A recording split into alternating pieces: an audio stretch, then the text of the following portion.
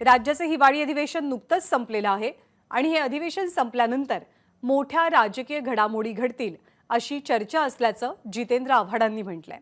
भाजप एकट्यानं निवडणूक लढवेल अशी शक्यताही त्यांनी व्यक्त केलेली आहे। भाजप आणि संघाच्या बैठकीत भाजपनं एकट्यानं निवडणूक लढवावी या मतावरती निश्चित भूमिका घेतली गेल्याचा दावा जितेंद्र आव्हाडांनी केलाय।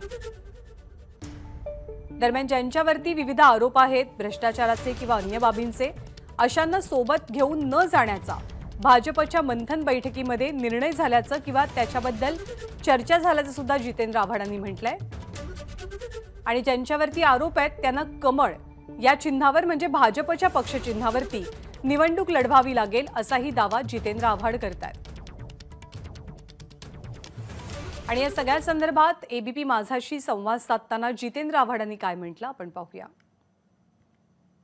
राष्ट्रवादीचे वरिष्ठ नेते जितेंद्र आव्हाड यांनी एक ट्विट केलं आणि त्यानंतर राजकीय वर्तुळात खळबळ माजल्याचं पाहायला मिळतंय। नेमकं काय ट्विट आहे, त्यांचं काय म्हणणं आहे, थेट त्यांच्याकडून जाणून घेणार आहोत। तुम्ही एक ट्विट केलं आणि त्यानंतर पुन्हा एकदा एक खळबळ माजल्याचं पाहायला मिळतंय। काय नेमकं या ट्विटच्या माध्यमातून आपल्याला सुचवायचं आहे? असं की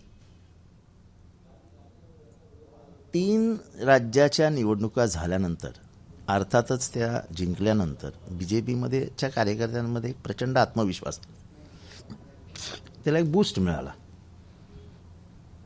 आणि ह्या बूस्ट नंतर महाराष्ट्राच्या राजकीय कार्यकर्त्यांमध्ये बीजेपीच्या एक मत तयार होताना दिसतंय की आपण कशाला कोणाचा आधार घ्यायचा। आपल्या फोडाफोडीमुळे एक तर जनता नाराज आहे,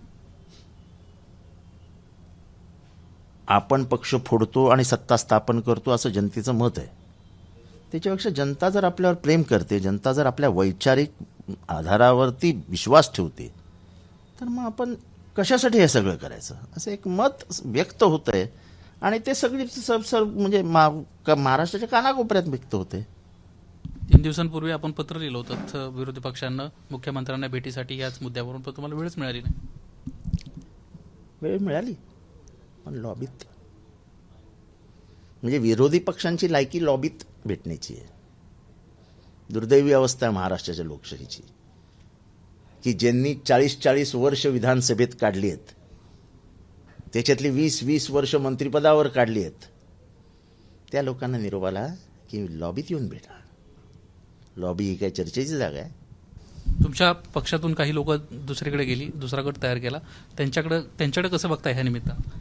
नाही,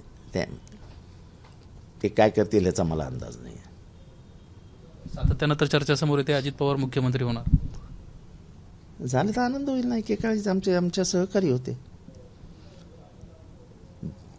राजकीय वैमनस्य नसतं, वैचारिक मतभेद असतात। राजकारणात हे समजून घ्यायचं असतं की तुझं आणि माझं वैर नाही आहे, काय शेतीचं भांडण नाही आहे, काय बांधाचं भांडण नाही आहे। आणि माझा विचार तर तसा कधीच नसतो। मी जेव्हा मंत्री होतो तेव्हा प्रत्येक पक्षाच्या आमदाराला विचारा। कॅमेरामन प्रशांत माने, निलेश पुदावले, एबीपी माझा, नागपूर।